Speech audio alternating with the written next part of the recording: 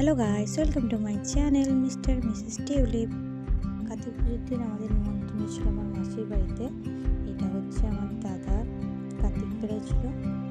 কেমন লাগছে কার্তিককে তোমরা কমেন্টে জানিও। এদিকে বাউন পুজোর সব জোগাড় করছে, সবার সাথে দেখা করে কথা বলে আমরা খেতে বসে পড়েছি।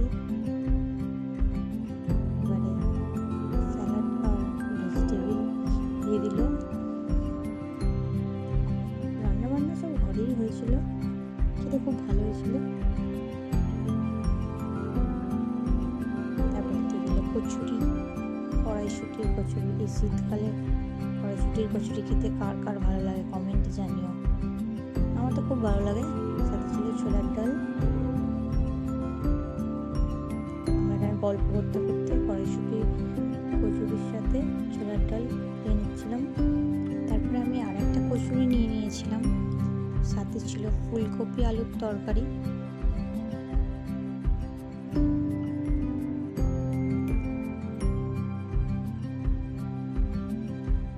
তারপরে চাটনি।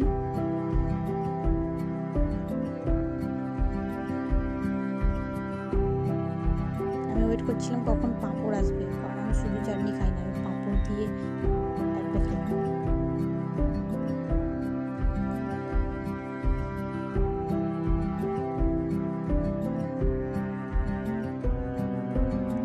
সবশেষে ছিল রসগোল্লা